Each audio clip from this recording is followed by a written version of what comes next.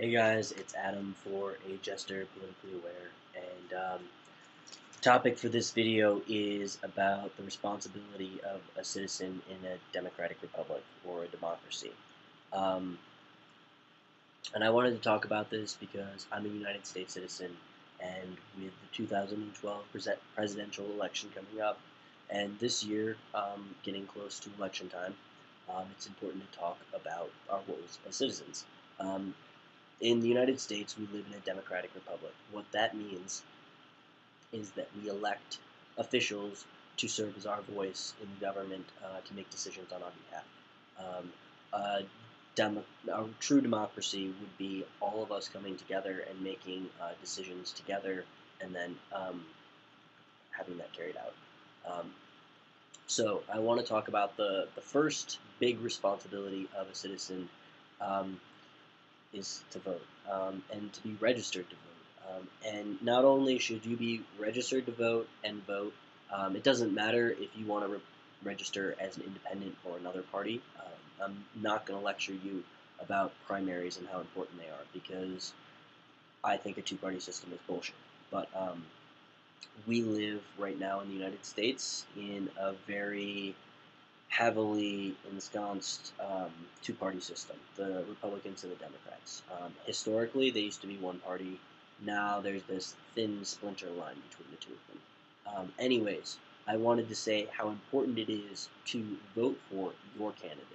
Um, Not the lesser of two evils, not who you think is going to win.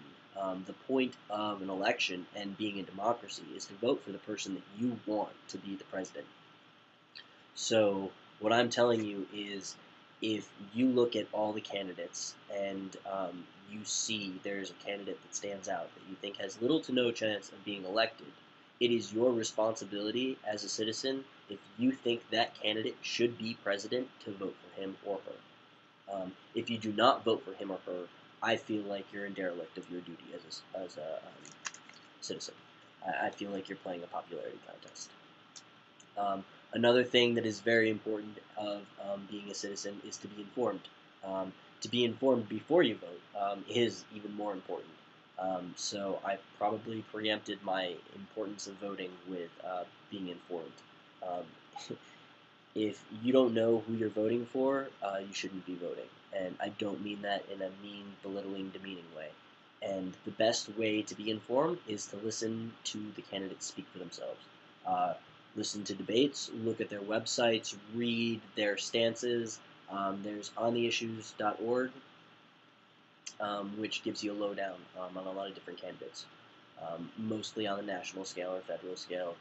For individual ones, I really encourage you to participate in local politics. I think it's really important, and you should listen to these people, listen to their ads on TV, speak to them if you have the chance. And the third most important duty, being in a democratic republic, is to hold your candidate responsible. If your candidate gets elected and he wins or she wins, it is your job to hold them responsible. If they made all these campaign promises and they get elected to office and they don't do any of them, it's not just their fault, it's your fault if you do nothing about it. If you go down to the mayor's office and you lodge a complaint and you ask him what the heck's going on, and you get a bunch of your buddies together and you go down there and you bother him day after day after day, you're doing your job. The point is that our politics here in the United States have just gotten way out of control. People say one thing, then they get elected and do something completely different. The prime example for me is Obama.